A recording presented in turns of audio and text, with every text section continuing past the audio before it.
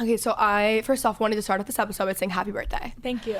If I was at all musically talented, which I'm not, unfortunately, I would be, not only would I actually be singing you happy birthday right now, but I would also be a country star. So instead today, I'm saying happy birthday. Thank you. And I'm going to leave it at that for the many people that listen to this podcast episode, just for like their own good, you know? But how are you feeling today on your birthday? I don't really feel any different. Like, you know how usually you wake up on your birthday like full of expectations, you know? Yeah. I didn't really feel that this morning. I don't know why, but I feel pretty good. I feel 23. Yeah. Yeah. Oh, 23. Isn't that crazy? That is so wild. It's kind of old. Yeah. You think?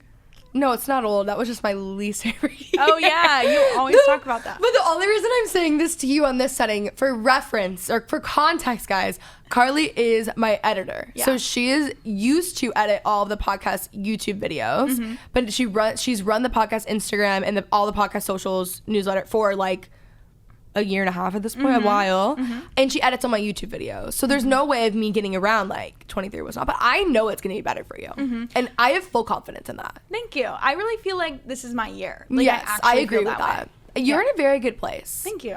I want to share a few grievances that I have with this podcast. This is going to be a very positive show, guys. Don't worry. Carly's incredibly positive. And what we're talking about today, you will leave feeling great. But I do have a few grievances that I want to list off today. Number one, I would like to talk about Be Real. Because Be Real keeps telling me that I'm late when, in fact, they are late.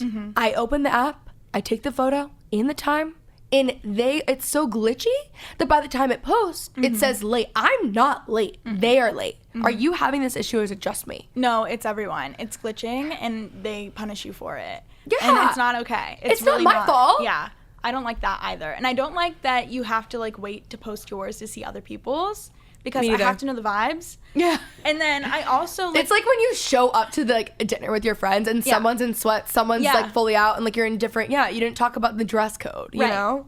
And I also feel like people lie on Be Real. Yes. Do you not feel that way? Like people wait, like they post their Be Reals late on purpose. Oh, absolutely. Which is just like absolutely unfair. Yes. The other thing, I think JC was talking about this recently, and she had seen a TikTok, and I had also seen this TikTok, and the girl was saying like, I think Be Real is great. I think we should be more real in general, blah, blah, blah, whatever. But it's crazy how people like demonize social media for saying it's all a highlight reel and it's all fake, when that's real life too. You don't go up to someone on the street and you're like, how are you? They're not going to tell you that they're having the worst. You know what I mean? Like everything that's happening on social media, yes, it's more amplified and it's on an app, but like it really is how the rest of the world is. So that's just like how life is. Yeah. You know what I mean? Yeah, like you like show what you want to be seen. Yes. Yeah. On or off social media. And like that's also okay. That's also like there's such thing as like boundaries. So that's interesting. Do you think Be Real is gonna be like a big thing? No, and I didn't think that from the start. Like I just recently re-downloaded it. I had it like in March or April. Yeah, you had it early. Yeah, my friend was like an intern. He worked at Georgetown, and he was like a part of the becoming of it.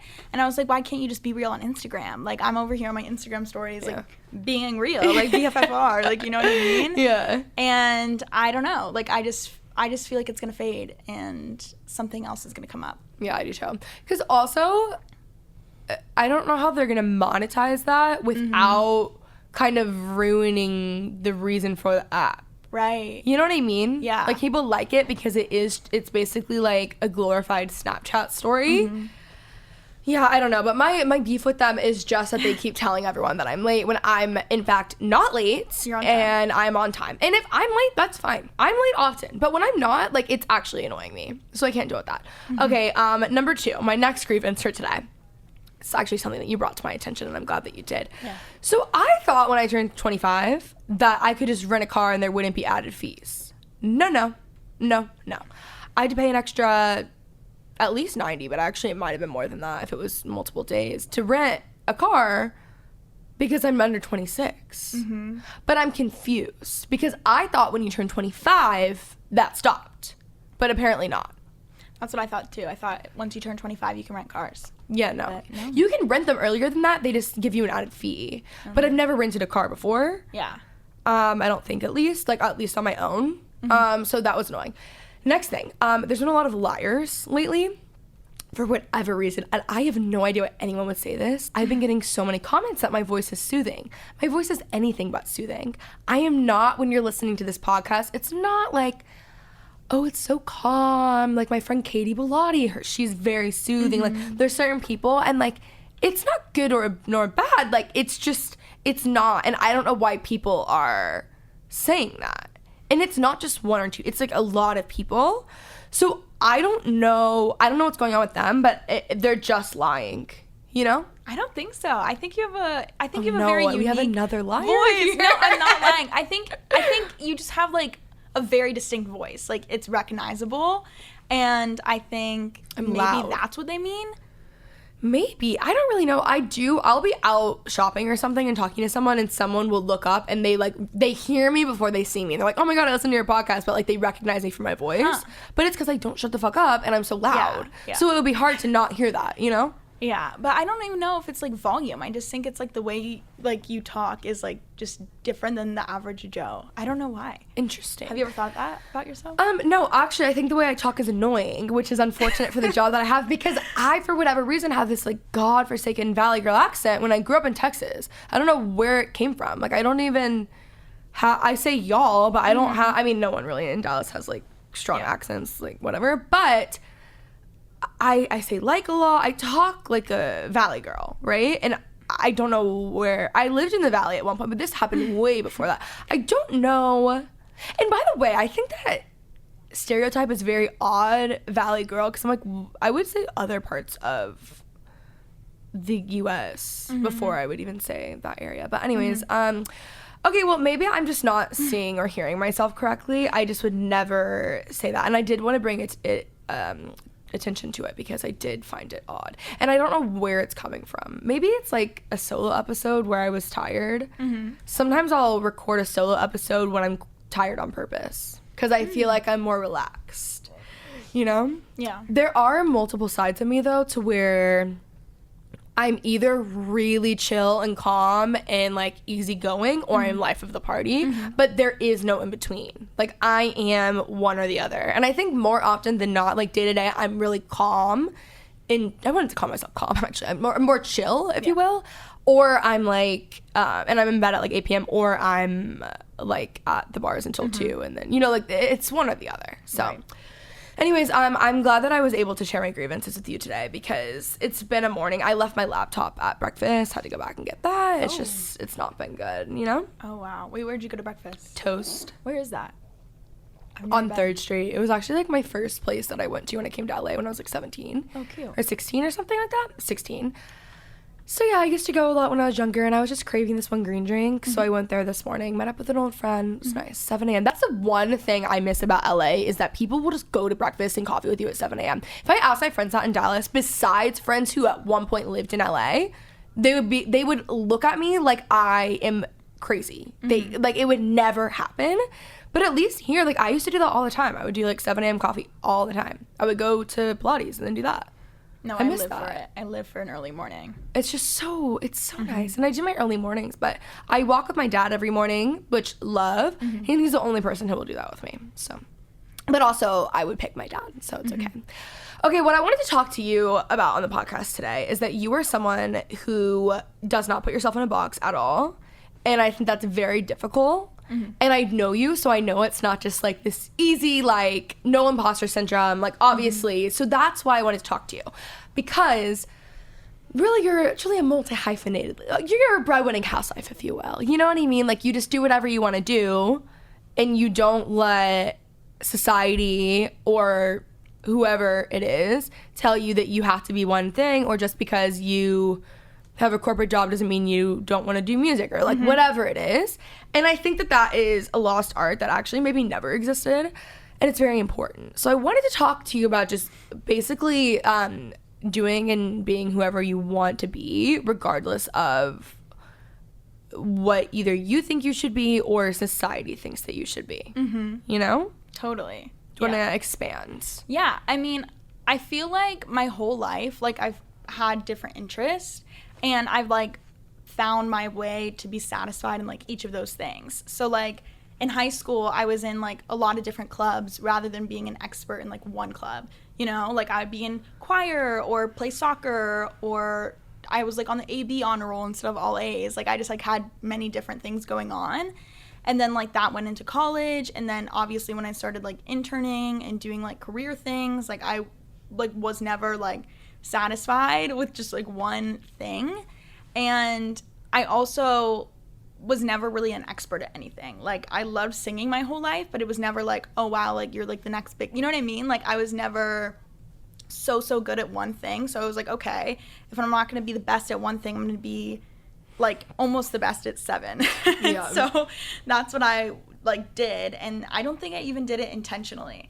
I just think I was like, okay, right now in my life, like I remember when I was in college, like I was like, I want to do something like with my own business. So I started my own business, and I was like, I want to do something with the church. So I like involved myself in church, and I was like, I want to like excel in school. So I'm going to excel in school, and I want to like be in an a cappella group. So I'm going to be in I don't know. I just feel like my whole life I was like, I have so many different things. I have to find pockets of my life to fill it, if that makes sense. Do you have someone in your life that you looked up to that was like that, or did it just come so naturally? Right. I think it came naturally. I mean, my parents have always like pushed me to do whatever I wanted to do, which I think is really important, and it made me feel really like secure to try different things growing up.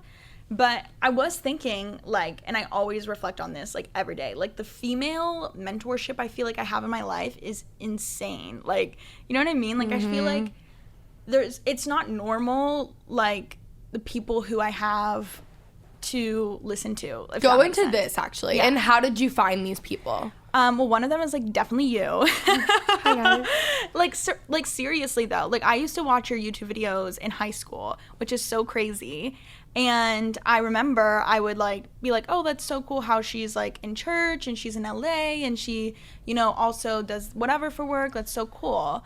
And like, I don't know, I feel like I've always like found my teachers like respectable. Like I've always like found mentorship and had a relationship with my like female teachers. And even like male teachers, honestly, like I've always been like trying to pay my respects to like whoever was teaching me at the time or like mentoring me at the time, and I always like soaked it in. And like whenever I started freelancing and like working for you, like I just like wanted to learn from you like in everything you do, and I just love that. And then like even now like with Kim at Geneva, like to learn from her about like something so like up next, I feel like is so special. And she really is like she's genius. She's literally genius. She's like gonna change the world. I mean, she already is, I feel like. So I just background, if you guys don't know what Geneva is, which I don't know how you would listen to this podcast and not know what Geneva is, that's what I always say, like it's basically our group chat. Yes. Carly now works for Geneva. So will you tell us actually your specific job title now, and then I also want to go into the other many things that you just do in life, so we can like give these examples. Sure. Well, my job title is community manager, but I feel like Kim called me a hot commodity one time, and I was like, what? Like I feel like I'm just like in different parts of the company and just like help out where I can. It's like startup vibe, so it's 100%. But yeah, it's community manager, so essentially it's just like talking to the people who are, you know, at brands or reach out through support or whatever, like the pinpoint of each community, and like creating a relationship with them to like hopefully get them on Geneva. And then what are like 5 of your many hobbies and interests that you are doing? Right. I love singing. Like last night I was like making a beat on my computer. You actually are very talented, by the way. Thank you. Thank you. I was like gonna go on a date last night, but I didn't, and I stayed home and I made a beat. Like that's my vibe. But I was just like exploring that. So that's something that I've kind of pushed on the back burner, like because I feel like right now in my life I have a lot going on and don't really feel like that's like a good thing to prioritize right now, but it's one of my interests. I'm super involved in like church and like serving and like hanging out with people from church and stuff like that. Super into like freelancing, so like I work for you. My roommate this morning was like, I feel like freelancing is like your hobby, and I was like, exactly, and it pays. Like I love that. Like so I feel like right now you had a good hobby. Yeah. I know, what a great hobby. Like I actually like editing videos and like doing that stuff. Like it's fun for me, so I feel like that's like something that I enjoy and I do. Yeah, I feel like those are a few of my You hobbies. podcast? I do podcast. I haven't been consistent with it. But you do it. But I do have one. Yes, the Carly Dare podcast. I love the podcast. You really need to just do it. Yeah. Yeah. We need to have another meeting about We this. do. I love those meetings. Me too. I love doing those meetings. You just do like whatever you want. And I think because in cities like LA and New York, it's more normal. So like being here, it's very normal for my friends to have like a corporate job or whatever, like whatever they're doing, a job, like a paying job, right? And then also be doing like, oh, I'll just like DJ for fun, or I'll go do this for fun, or I'll go do this, or like have so many different endeavors, have side jobs, have other like passion projects they're working on. But in more of like middle America, I would say it's really not that common. Like I don't have that many friends in Texas that I have friends who have interest in things for sure, but they don't pursue them and they don't do them. And it's not that you have to, because I have this issue where like every hobby that I have, I end up monetizing it, which is actually, it's not, it is an issue in the sense of like, okay, well, what do I have that isn't connected to my job, you know? But it's having hobbies and having like allowing myself to dive into like other interests that I have. I was thinking about this the other day, and this is the way that I've grown so much. I remember in the 4th grade. So obviously growing up in Texas, I don't actually, if you don't know, competitive cheer is like, actually you should know if you have seen Cheer on Netflix. I know so many girls who went to Navarro. Like competitive cheer is such a big thing there, right? I was living in a small town, and then we moved to my hometown, and we have so many, like the top teams are basically like within 20 minutes of my house. So it was 4th grade, and I was like so much more uptight at this point in my life. And I remember so vividly not wanting to go cheer there because I felt like if I should have started in kindergarten, I'm way too old to start something new in the 4th grade, right? Like that is actually crazy, but I was like that. Like I didn't let myself, which is weird because I did end up starting a YouTube channel and doing that stuff. So like that was one thing I did do, thank God. But any other interest that I had that I wanted to do, maybe more recreational, I just didn't do. Like I recently, or in the recent years, there's been like so many different things that I've gotten into. Like cooking has been a really big one. Obviously reading has been a big one, but I've always been a reader. Riding horses has been like a really big thing. I'm getting more like creative even now. Like I've started writing The Artist Way. I'm so excited for you to do that, by the way. Excited. I got her that for her birthday, and it's going to be incredible. But there's just a lot of different interests that I have had that I didn't allow myself to start doing until really, I would say, post-grad. And I don't think I would have ever done it had I not had like the specific life experience that I've had and have a job that allows me to like explore other things and like still be able to work. But it isn't normal in other places. And I hear so often friends being like, yeah, I would like to do that, but like, that's it. And then it's like, okay, well, I mean, like you're working and then you're like going out all the time. That's it. And like, by the way, I love going out. Clearly. Like that's not what I'm saying. But like, there are other things that you can do and add into your life. Like if you're interested in something or you want to do something, like do it. You should do it, you know? Yeah. No, I totally feel that. And it's kind of funny because a lot of my friends from South Carolina, which is where I'm from, like reach out to me like for advice whenever it comes to like a creative endeavor. Like I want to start a YouTube channel, or I want to do like, how did you get involved with freelancing? Like how did you get this opportunity? Like how did you like essentially push back or push like over a certain threshold of like whatever? And I'm like, what? I'm like, I have no advice to give you. Like, just do it. Yeah. Like, I don't understand what's stopping you. And I feel like a lot of people have fear that if they're not going to succeed right away, or if they're not going to like have an in already, like I feel like a lot of these people who do want to do these things that where I'm from, like they have like this entitlement to success. Like if they were to pursue something, like, okay, like if I'm going to start a podcast, like that means it has to be successful. Or if I'm going to do something, and I think that's something that I've kind of take pride in, is like I'll do something even if it's not successful. Like I'll post on Instagram or on TikTok or on YouTube or whatever it is, just for the troll of it, and not like it's fun. Yeah, and like what even is success? Like to me that is success. Yes. Like that is cool that you actually even do it anyways. Yeah. You know what I mean? Totally. Like people don't even get to that point, you know? I want to talk a lot about imposter syndrome, but before we get into that, let's say someone is listening to this podcast and they have the questions that your friends are asking and they want to go into like creative endeavors, doing freelance, doing things like that. How did you book your first freelance jobs? Well, I started with myself. So I was like, I edited videos for myself, and I was posting on Instagram, creating social media assets for my own podcast, and I edited my own podcast and created my own portfolio in college. And, you know, the internships that I had in school that were not glamorous, like I literally worked for Lindsey Graham, I worked for a bird company, like literally the weirdest jobs ever that were not LA flashy, cool influencers. And I made a portfolio, and I learned how to pitch myself. And I feel like I just wasn't afraid of a cold DM. I wasn't afraid of a cold email. I wasn't afraid of like whatever. And I would just say, I have these skills. Look at what I've done for myself. I can do them for you too. Which is why I hired you. Your pitch was so good. Yeah. Like, I knew from the email that I was, which is like not a good thing to say or to do. Like, I wouldn't recommend doing that with anyone else. I've done it, by the way. I've had... This is my other issue in life, is that like anyone who works for me, because you were the first person I really hired, I just expect I obviously knew you were so great. I just didn't realize that you were like one in a billion, I think, until I started having other people, and I'm like, I wish everyone was a Carly. Like, not, you are just so good, which I knew you were so good before, but I've never appreciated you more, I think, at this point.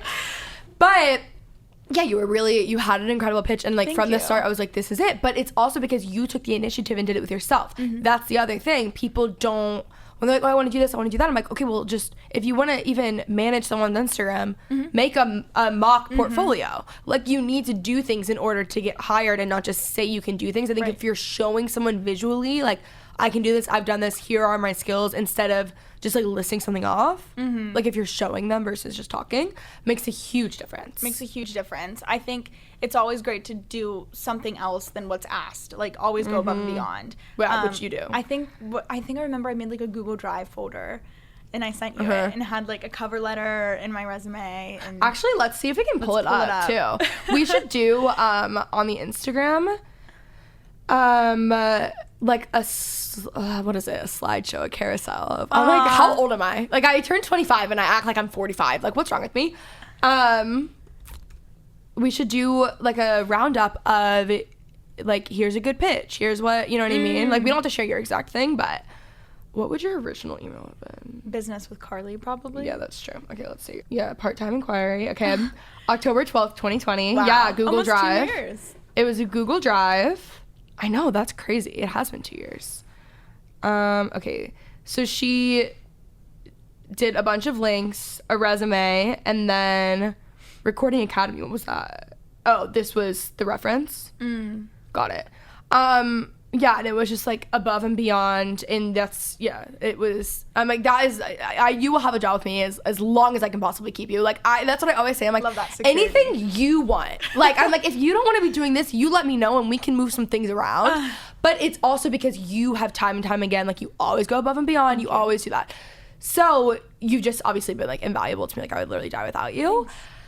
But, yeah, that's how you get a job in freelance. It really is. Honestly. Well, people act entitled. Like, they'll be like, you cannot respond to a Instagram story and say me. Like, if you're interested in a job. By the way, that has tell worked. them. No, tell them. Actually, that would work that can work on certain things, but don't DM for things when they ask you for emails. Anyways, yes. No, I totally agree. Like, it's just like, if somebody says something like, okay, for example, I don't know if this is too detailed, but my friend saw that Cody Ko tweeted, I'm looking for an editor. And she was like, I'm just going to send him an email that says I'm interested. I'm like, you're never going to get that job. Yes. Like, he's never going to reply to you. I get emails all the time like, hey, I'm interested in this. It's like, okay, well, why don't you should send your resume. You should send this, not like, you don't need to make that person do more work, because it also shows that you're not taking the initiative right there. So what that tells me is you're not going to be taking the initiative later. Right. So you need to be like on it immediately. Totally. You know? There was something that you just said before that I was thinking of. What was it? I don't know. Okay, well, anyways. So let's get into imposter syndrome. Okay. Because when you are, you know, making moves in creative endeavors, in different hobbies, I think there's a few things you need to do. One, a lot of it is naturally people are worried about what other people think. So that is something that you just, like, easier said than done, you just have to get over it. But, like, I don't think that it's something you ever fully get over. It's something that you just, like, make a decision to do and you just do it. And I think, like, keeping your head down helps with that. And that could be a full other episode. Like, it's not just that easy. But you also need to give yourself the freedom, and you need to change what success means in your mind. And also, something I say all the time, you are the youngest that you'll ever be right now, and it is easiest. As time goes on, more and more responsibility will be added. So I will be adding things to my life when I'm 60. Like, I'm not saying I'm gonna stop now, stop then, but like right now is the time to add it. But with starting new endeavors and with like just doing things that are cool to you, like you have to, your opinion of yourself has to matter so much more than other people's opinions of you. But naturally, everyone's gonna deal with imposter syndrome, and this is something we have talked about a lot. So how are you feeling about imposter syndrome currently? Yeah, I feel like I'm doing better with it. I've had a lot of change around my relationship with like work and like how I feel when I work and the results that I'm making, like, you know what I mean? Like, it used to be, I mean, it still is kind of like this. Like, if I make a typo, I'm like, I hate myself. I'm, like, never going to get a job again. You know what I mean? No, you really do catastrophize in thinking of that. You're like, oh, my God. The amount of times she's like, sorry, I'm like, you're not late. We don't even have a time. Yeah. Like, it's just send me when you send it to me. Like, you are not late. Like, I know. It's really my worst trait ever is, like, I just want to be perfect, and I want to make sure that I'm doing my best, and it's like that in You're every harder job. On yourself than anyone will ever be on you. Totally. So I feel like a lot of it is like perfectionism, but it's funny because I didn't even know like what imposter syndrome was until I went to school, because I was a first generation college student and they like preached about it in my scholarship program, and I made a speech on it. Like I was like an ambassador for like, you can beat imposter syndrome. This is so you. Yeah. I know. I love that stuff. And I mean, I don't even remember like what exactly I said, but I think it was just like something along the lines of like, if not you, then who, you know? And that's what I'm telling my friends right now who are like reaching out to me about this advice. I'm like, well, if not like you, then who else is going to do it? Like, you have to act like it's yours, and you have to, you know, show up as the person who already has the job or has, you know, the success or whatever you want, because that's like how you're going to start living it, and it will come to fruition eventually. And I think, I don't know, I feel like you see like the worst sides of me when it comes to like me catastrophizing and not feeling super confident. But it's not like a bad thing. Right. It's being a human. That's normal and natural. True. Yeah, no, it's not. Right. But that's what I mean. I'm like, you don't have to be hard on yourself. Right. Yeah. I feel like right now what I'm like navigating is like working full time and like having like a personality on top of this. I mean, this is something I talk about with my coworkers all the time. Is like, okay, like I can't just fit into like the identity. Like I feel like I'm building something new. I feel like there's a generation of like early 20s and late 20s people who are building like a personality, and you work full time. Like I'm not just my job, like I'm so much more than that, but I also want to be like the best representation of my job, and balancing like a new kind of like future of an employee, if that makes sense. And I feel like I never feel like confident to like express my full self, and that's like something I'm working through right now, if that makes sense. Like, what are things that you're doing to work through that? You totally get what you're saying. I think a lot of people are going to relate to that. I think I try to talk about it like with people, like directly, and I'm always like, okay, I feel this way. Like I very much am a transparent person, and I think I'm just trying to put myself out there and just being like, I don't care, and seeing like you kind of said, like nobody's going to be mad, like, you know what I mean? Yeah. Like I'm not going to get like fired for doing another job on top of a job, or I'm not going to get like punished by like social media for putting out something that's like slightly controversial, or a certain group of people aren't going to hate me for like doing something that may not be the norm on TikTok. You know what I mean? Like it's really not going to be a bad result. I just am trying to push through that negative voice and just like put myself out there, if that makes sense. I think too, when you're someone who does have so many different interests and doesn't like niche down, that's like the big thing in the recent years of like, you have to have a niche on TikTok, which I've never had a niche in my life, like I love ever.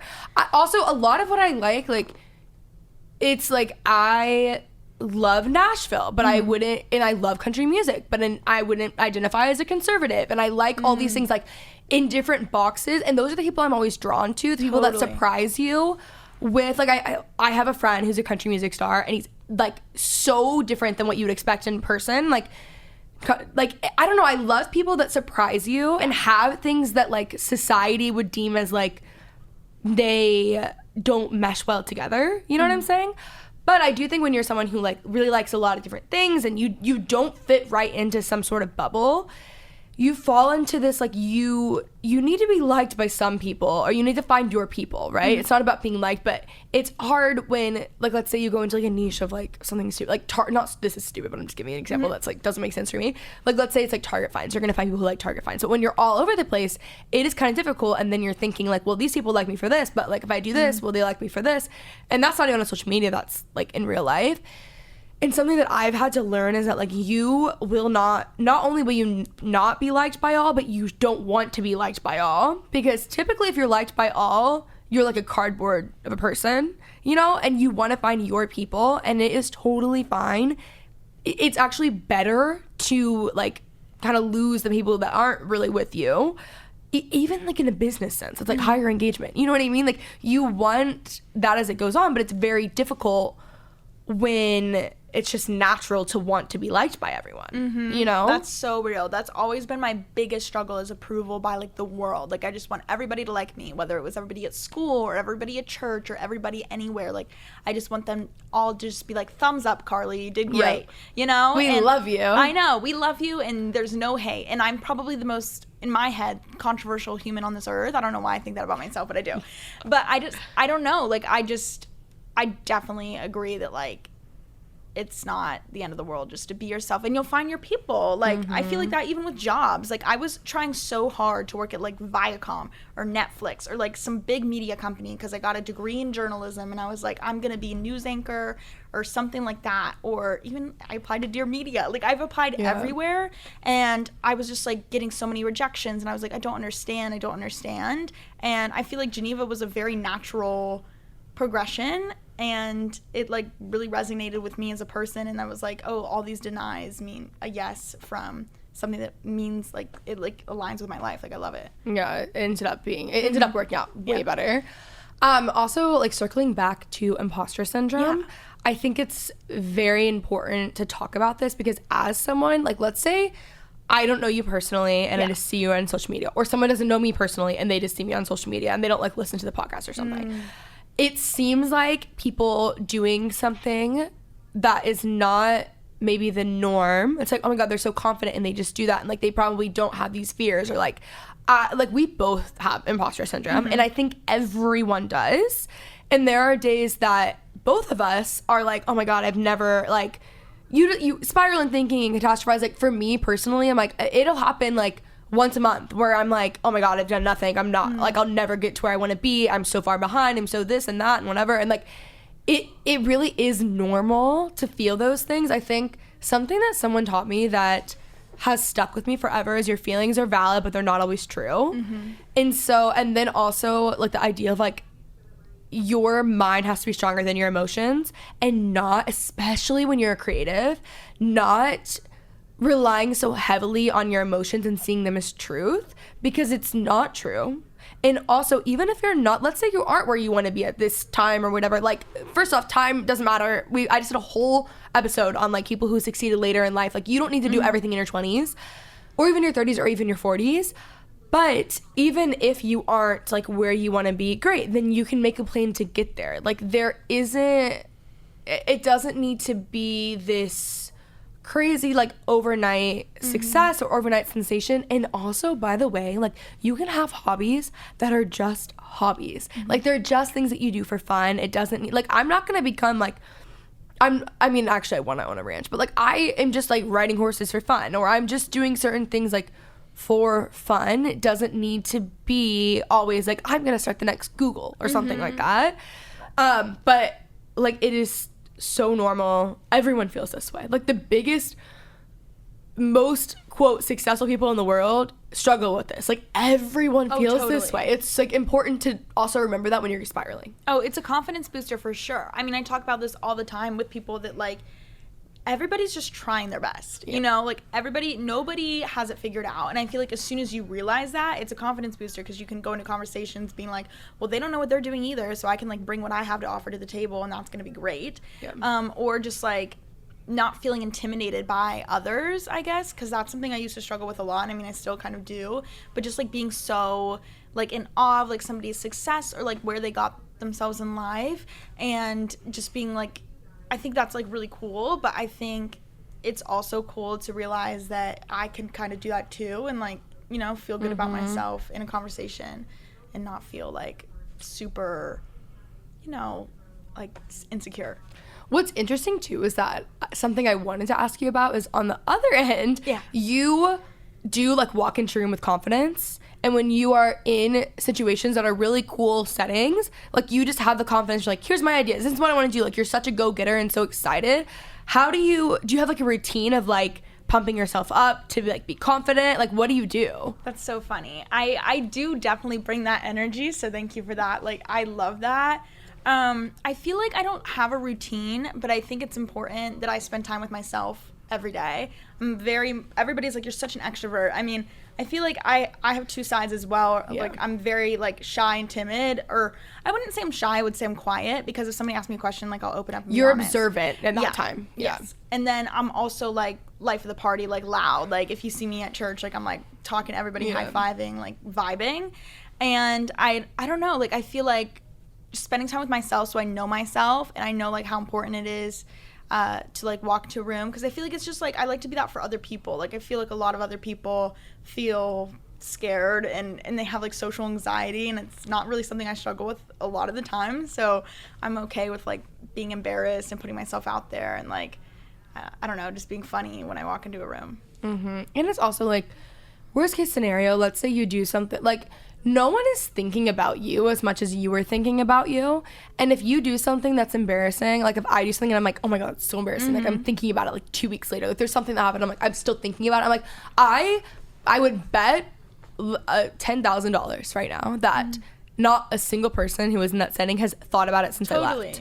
And if it was like a friend coming to me telling me this, I'm like, that is not a big deal. Like, but we just get so much in our heads, and I think people just care a lot more about themselves than they care about you at the end of the day. You know what I mean? And like, it's so true. Just honestly, that's freeing. I actually like that about the world, because I don't want people to care that much about me, because that is stressful, you know? Yeah, I definitely think it's important to show up with confidence. Yeah. Okay, I want to talk about life in a new city post-grad. Yes. Because you moved to Los Angeles. So give us like your post-grad journey into finding friends and how you got your job. Sure. Or jobs. That's real. So I went to University of South Carolina when COVID happened. I was like your typical college student. And I went on spring break, and then COVID happened, shut the world down, blah, blah, blah. We all know the story. And so I moved back to my mom's house and was doing online work after that, and was like, okay, I don't know what the future holds, so I'm just going to do my master's in a year from home, like whatever. And so I did that, and then I saved up a bunch of money. I was like babysitting. I was working for you. I was working at Earth Fair, which is like an Erewhon, South Carolina version. Love. And I just was like saving up as much as I could, because I knew I wanted to move out and live alone after college. I didn't know where. I didn't know if it was going to be Charlotte or Nashville or Atlanta, like somewhere near where I was from in South Carolina, which is Somerville. And so I was looking at one bedrooms, and I was like, okay, let me just see what a one bedroom is in LA. And a studio in LA was the same as a one bedroom in Charlotte. And so I was like, why am I not moving to Los Angeles? I'm going to go. And so I packed my Honda Civic, and I just drove the day after Christmas with my 20-year-old brother to an apartment that I found on Hollywood Boulevard, which is such a story. Classic, too. It's classic. Like, it's such a story. Like, we literally almost died on the car ride because it was, like, frozen roads. Oh, great. Yeah, so we were driving through Texas, actually. I remember this time, actually. Yes, and it was, like, the roads were literally frozen, and my brother was driving. My brother drove 85% of the trip, and he was driving, and we did like a 360 on the road, and he had to pull the emergency brake. He like put his foot on the brake, had to hold the steering wheel, and like if I was driving, we would have died. You know? Yeah. We ended up in the ditch scarless. Like, that's not even crazy. Yeah, we were just like back on the road in 5 seconds because there was nothing wrong with the car. Crazy. So I was like, God wants me in LA. I'm like moving. This is a sign. Thank you very much. And so yeah, I just ended up moving here. I had no plans. I just knew, you know, I had like literally like you were definitely my like highest paying client at the time. Like I was trying to get more clients. Like I was trying to build a little business, if you will, trying to see if that could be my one source of income, like freelancing. And it actually ended up working out. Like, I think I got enough clients to pay my rent, which was crazy. And I started freelancing and I was like, okay, well, this will be enough. And then I can find babysitting jobs, or I'll get a job at, you know, a grocery store there. Like, I'll figure it out. Like, if I have this coming in every month, I can afford to live on my own in LA, and I'm going to do it. And I had a bunch of savings too. So I moved. And I had, like, no family out here. I have a 60-year-old cousin who lives in Santa Barbara, but he's weird. I'm actually going to see him on Sunday. Hopefully he doesn't hear this. Yeah. He probably will listen to it. But, yeah, so I had no connections, essentially. And so I moved out here, and I was looking for a job, like, in real life, but it ended up I was just finishing grad school in the studio that I had and working on my own freelance. So it was really hard days. Like, I was doing, like, I'm not even trying to, like, be dramatic, but I was probably working, like, 18 hours a day on my laptop and then sleeping and waking up, working 18 hours a day on my laptop, sleeping, waking up. Just, like, grad school and freelance. I don't know how I put myself through grad school while doing freelance, but I did. And I graduated in July of 2021, so last summer, and I hadn't really made any friends outside of my one friend who moved here the same time as me in January. His name is Jaden. Like, we were both from South Carolina. We bonded. We were, like, doing everything together. So he was, like, my go-to, like, number one BFF. We were just, like, exploring the city together, like, doing everything together. So I didn't really have time to adventure outside of that. And I started going to Mosaic and made a few, like, you know, surface level friends, like, acquaintances there, but I wasn't, like, BFFs with anybody. I'd only been here, like, 6-7 months or whatever. Mm-hmm. So, yeah, that was pretty much it. And then I stopped freelancing and started working at Press Juicery because I was just so burnt out from the way I was working. And I was working at Press Juicery, and I hated my life, and I, like, wanted to die because it was so depressing. Yeah. And I quit and started working at Erewhon, and I made friends with one of my coworkers at Erewhon. Like, it was just weird trying to make friends, but I would always ask people on coffee dates. Like, I would always ask people from Mosaic on coffee dates, and I feel like I planted a lot of, like, early seeds in friendships, but, like, nothing was really happening. Like, I wasn't, like, clicking with anybody, and I just had my one friend and his friend group, which was great. And then I feel like in the past couple months, like, I've really found a friend group. Like, I've really found my friends. I feel like the people who I was, like, slightly friends with in the beginning, I'm really, really close with now. And I feel like it took that long. Like, it took a year and a half to, like, blossom those friendships. But I would say they're literally all from Mosaic or people who I've met through Zoe or, like, another church, which is cool. But yeah, I mean, I'm having a birthday party tonight, and I was, like, looking at the RSVPs, and I was like, literally everybody goes to Mosaic. It was coming. Well, it's an easy way to make friends. Yes. But Alexa Losi told me this when I moved to LA, and she's like, your first year is your honeymoon phase, and you'll love it, and, like, everything's new and it's fun. Second year, and I don't think it always has to be this exact timeline. I think this is kind of the motions that you go through, though. And then the second year, or, like, your next phase, the honeymoon phase is worn off, and you're like, what am I doing? I don't have because your first year too, you have all these, like, first surface level friends that you're, like, going out with, but, like, you don't have your friends that are, like, coming over and watching movies at your house, you know? Second year, you realize that, and then the honeymoon phase is worn off, and you're like, what am I doing? Third year, it becomes home, and you have the right people. So I feel like that's a lot of life phases for moving anywhere. And if you're not making your friends within the first, like, your closest lifelong friends within the first 6 months, even, honestly, mine was, like, 2 years. Like, it is okay. Yes. Like, that is so normal. But you also need to be making efforts. You made an effort the entire time, and you also made sacrifices for things that you wanted in life, like grad school and freelancing and doing all this stuff. Like, you can't just, like, sit around, especially when you want to be someone who just does whatever you want. Like, you can't sit around and wait for someone else to do something for you, or wait for it to just fall into your lap. Because, like, 99.9% of the time, friendships and, like, your dream life and your dream jobs, they're not going to fall into your lap. Oh, so good. It's so true. And I knew that. Like, I knew that I wasn't pursuing friendships. I was like, I need to pay my rent. I do not have time to be going to dinners with people. It's not my mission right now. It's not my passion. It's not my journey at this point. It's not my journey. Like, I have to pay my rent. Like, I cannot go, you know, and I did take some sacrifices with work, I was like, okay, this is crazy. Like, I need to go make a friend right now. But I always, like, put myself out there. And I feel like I'm not afraid to cold DM people on Instagram, too. I feel like it's a lot better in LA. Like, people are more open to that idea. I think people should do it everywhere, though. Yes. I think that's the best way to make friends. Like, if you're new in a city and you're not going to somewhere, like, you literally, it's also, like, not, maybe it's just because I made, like, some of my closest friends on the internet 10 years ago, but, like, it's really not weird. It's not like, weird. if you're on dating apps, going on dates with people, why is it weird to, like, make a friend on Instagram? I don't think you know it's what I weird mean? at all. I think not weird. I think it's nice to know a little bit about a person and, like, be like, oh, I think I could be friends with them. Like, let's hang out. I think creating spaces too, which I'm really excited that I moved because I like creating spaces to invite people. And when I lived in a studio, I didn't really have that. Like, it was always like, let's go out and meet at like Chick-fil-A or something. It was never like, can you come over?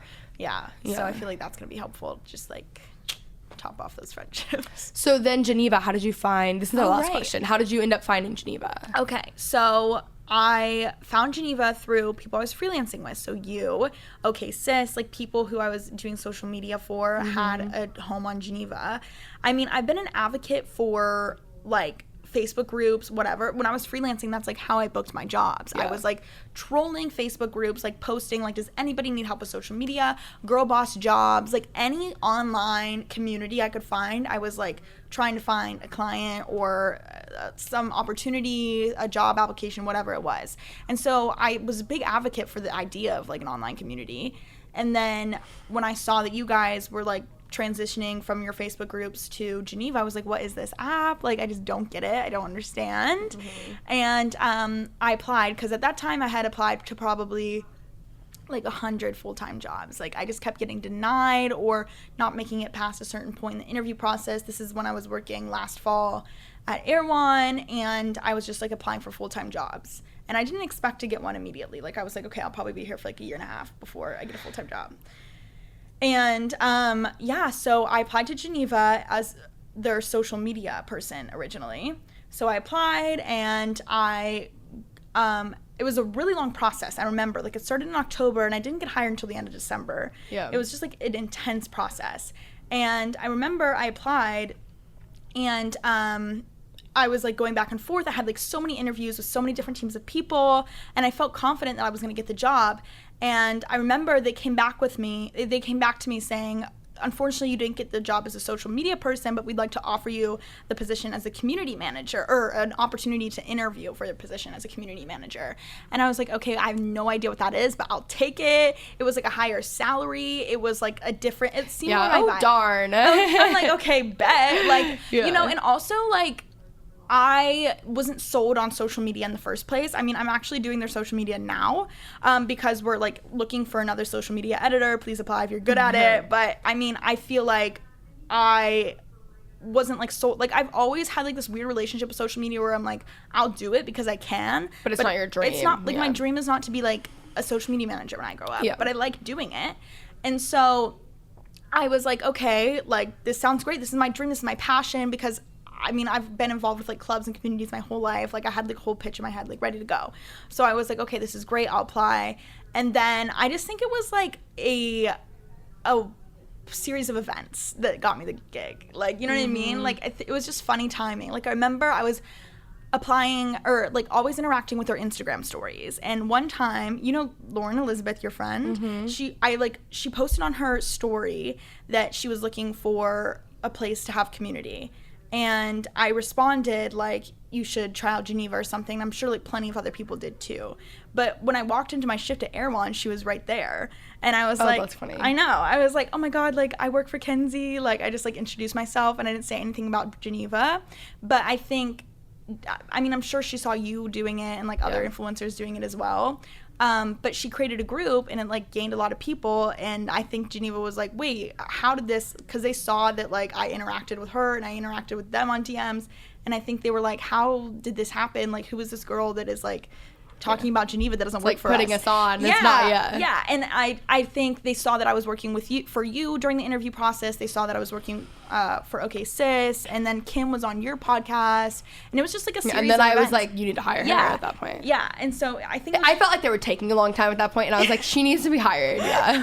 So yeah, I mean, it just happened. And but another thing, the reason I bring that up though is that this is the thing, Carly's like, yeah, I'm applying, whatever, and I'm like, I know them. Like, I will give you a reference. But, like, you would have never asked me for that. And that is the one thing that, like, all of us, like, I say this to you, and I'm not good at this myself, but, like, you won't ask for anything. And I'm like, if anyone owes you anything, it is me. Like, so it's like, I was like, I will talk to them. And you're like, oh my God, you don't have to do that. I'm like, you also work for me. Like, it is kind of partly my job to, like, you know? So it's like, don't be afraid to ask for help or, like, a reference or whatever it was. Because, like, you would have never done that. But I was like, Carly, I'm gonna, you know what I mean? Yeah. But I get it, because I'm not good at that. Right. No, and I think that really, like, solidified, like, okay, this girl's legit. And, yeah, the rest is history. And there you go. Yeah. Here you are, really being a multi-hyphenate, corporate 9-to-5 pop star, podcaster, lots of things. Love that for you. Yeah. Well, thank you so much for coming on the show. Thank you. Can you tell everyone where they can find you and listen to your podcast that you need to really bring back consistently? I know. I mean, my Instagram is at Carly Rose Adair. I think that's my TikTok too. Please follow me on TikTok. Yeah, her TikToks are really good, actually.